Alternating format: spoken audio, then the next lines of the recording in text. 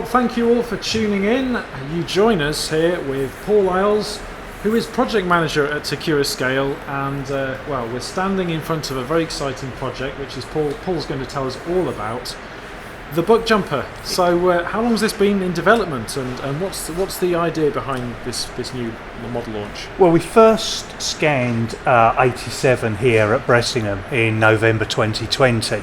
We had access. It was something on our roadmap for development, so we took the opportunity. And then it's been a gradual project after that. Now, as you know, the whole Buck Jumper family, the J67s, the 68s and the 69s form quite an interesting suite of tools. Everyone seems to be different. So a lot of time was spent planning out how I was going to approach it, which particular models we were going to model, which ones we were going to leave out, which is just as important.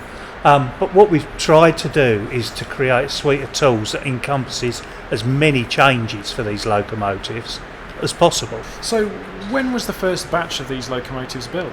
First batch were built between 1890 and 1901, and these were Holden's R24 range. 140 locomotives in that particular batch, and it was spread out. 100 were passenger use, and then 40 were assigned to shunting duties.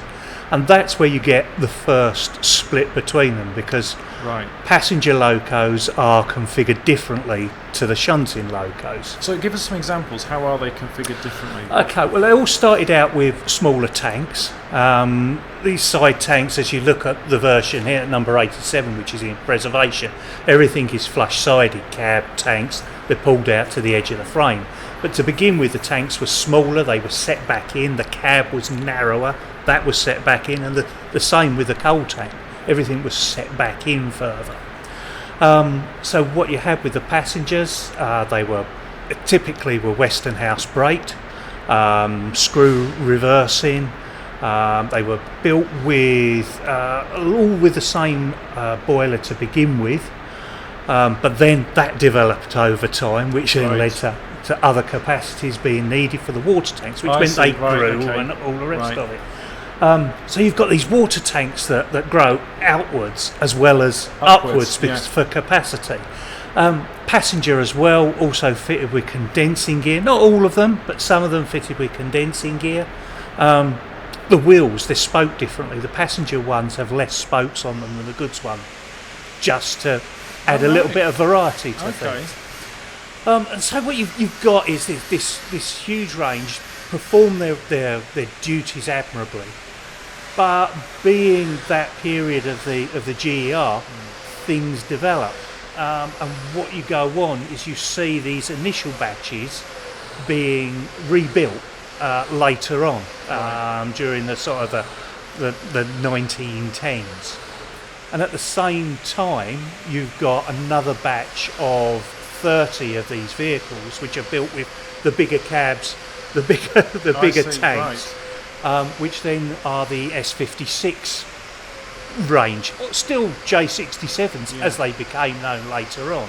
So a long-lived class then, first built in late 1800s, and then 1890s, yeah, that's it, and then going forward. So first batch 1890 to 1901.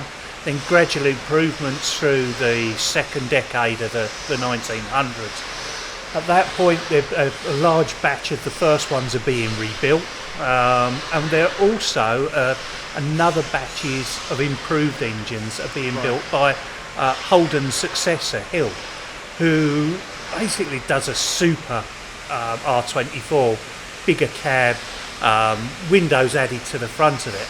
And this is what came on to be known as the J68. So that builds our family up now. As we go into grouping, of course, the LNER being the LNER, they like to have everything sort of dashed away and sorted out.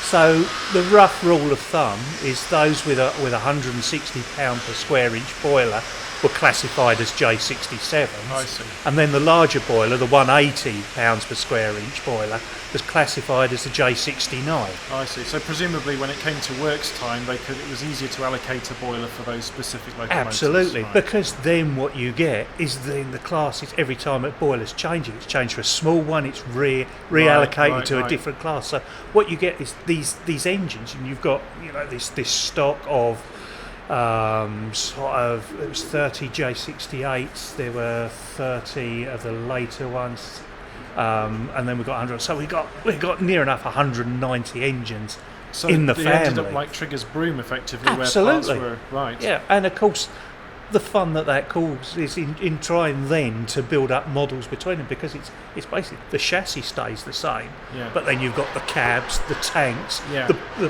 the boiler as far as the physical appearance stays the same.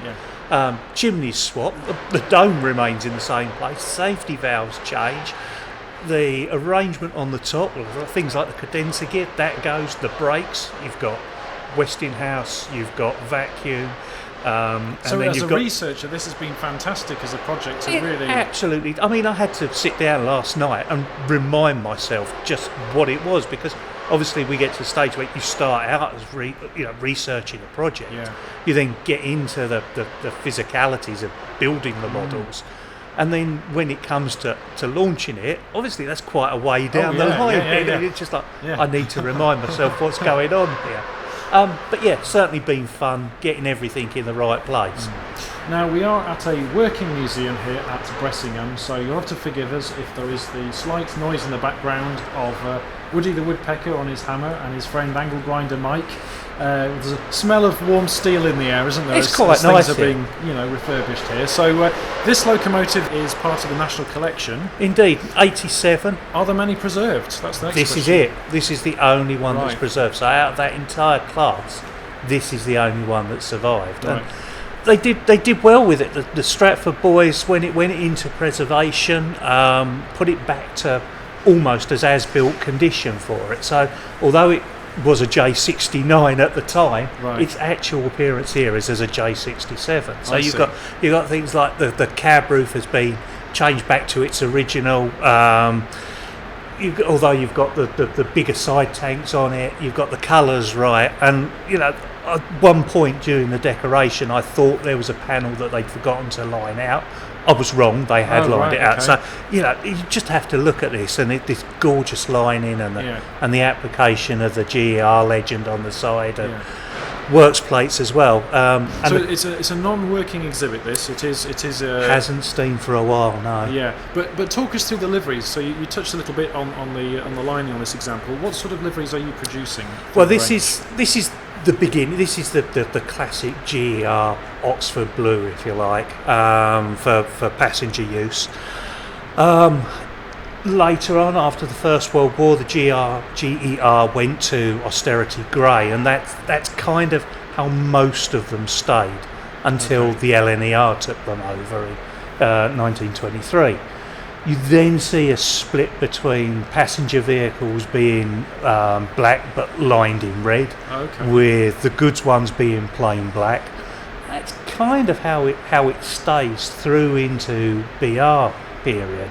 You've got this sort of ebb and flow of emblems and bits going on, and obviously back into LNER there's different legends used through the LNER. That's kind of how they wore out, was in black, with the exception of 68619, which became the Stratford Liverpool Street.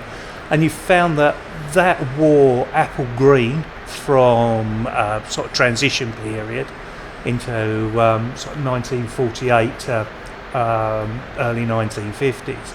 And then it goes back into, if you like, BR's version of the GR blue, and just balled up as the Liverpool Street pet, and there's enough photos of that around. But so in terms of the models that you are to produce, are the liveries TBC at this stage?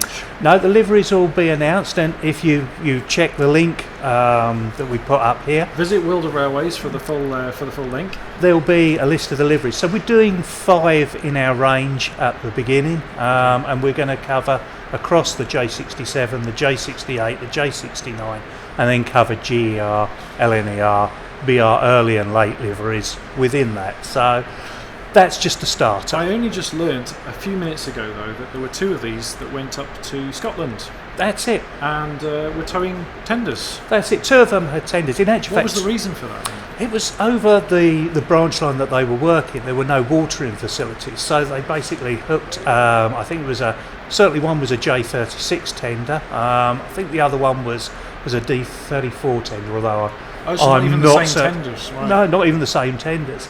But that was part of a batch of 20 odd that actually went up to Scotland. So it was just this particular branch line that necessitated the use of the tenders. Interesting bit of history there. Indeed, yes, and maybe something to model in the future. Yeah. So for the viewers watching, when can we expect to see these models on shelves with retailers? Okay, well, we're at the point where we're signing these off for tooling, so they're going to tooling now. We'll have EPs within a couple of months on these, and then we're going to look, it's one of those things, if it all goes to plan, and we'll keep our fingers crossed that it does, we'll see these out probably April, May next year. Right, so it's quite well advanced. Well, Yes. Paul, thank you very much for your time. Your fountain of knowledge as always, and I can imagine you can breathe a bit of a sigh of relief having signed this one off now. With This is just the beginning. Thank you.